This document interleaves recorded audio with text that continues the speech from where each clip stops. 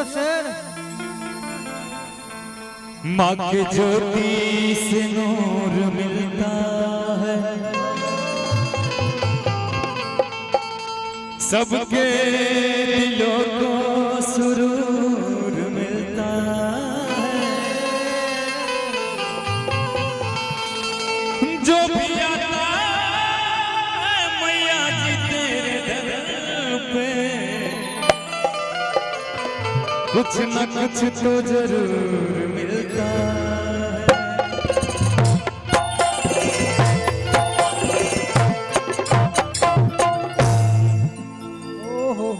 आइए साउंड सुधारा भाई हो, एकरा के पतला बना दो, पतला बना दो। कि सरदा भवानी रखा सभा बीच बाने, और दोनों हाथ जोड़ पड़ी पैया मैया, और बुधिया कहीं बनी दुखिया में दिन बनी, ना पूरा पढ़नी पढ़ैया मैया।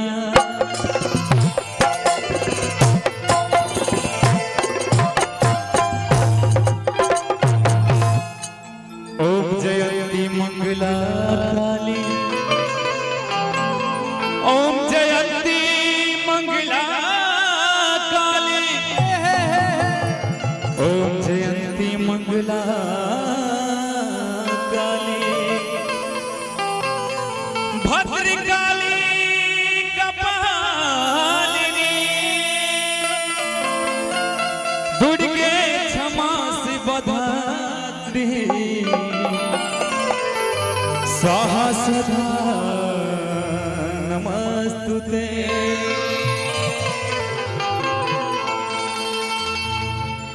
आइए गाते तो भजन भी, लेकिन भैया का आदेश है कि भजन वैसे गाएंगे, तब तक 2 लाइन का एक भजन क्या? हाँ जी दिखा दी, दिखा दी। हाँ कुछ बोला ला मटेरियल।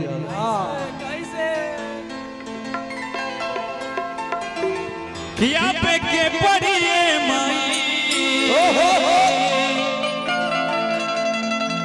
अरे आपे के पड़ी तोहरा में के पड़ी। चाहेंगे ये आप लोग एक बार छठ मैया के नाम पे जयकारा लगा देंगे सब लोग, दोनों हाथ उठा के एक बार,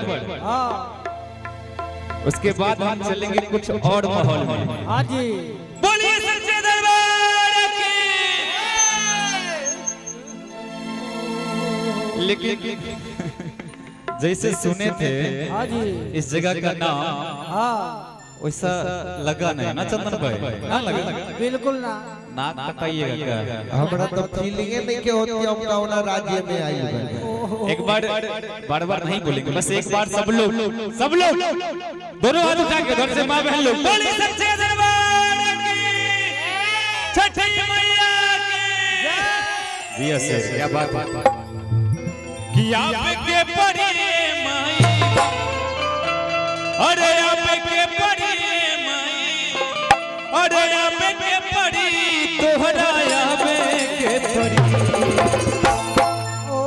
आपके पड़ी माई, आपके पड़ी तोहरा के पड़ी। जब यह गाना में दुनिया पड़ी ये भवानी तोहरा के पड़ी, जब यह गाना में दुनिया पड़ी ये भवानी तोहरा के पड़ी। आपके पड़ी माई, आपके पड़ी तोहरा के पड़ी, आपके पड़ी माई, आपके पड़ी तोहरा के पड़ी।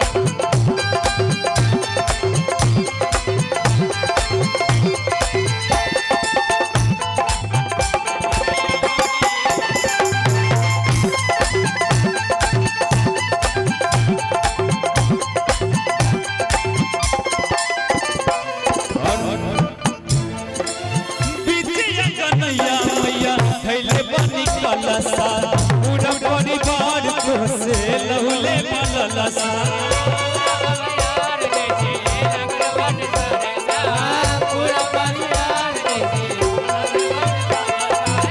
बिटिया कन्हैया मैया धोले वाली कलसा पूरा परिवार तुहसे लवले बललसा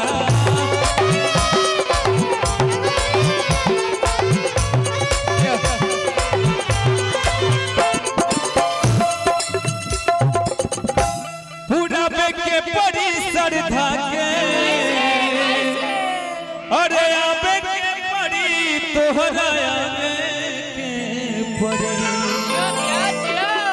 अरे पूरा के परी श्रद्धा के आबे के परी तोहरा आगे के परी जब आंगन में दुनिया वरिए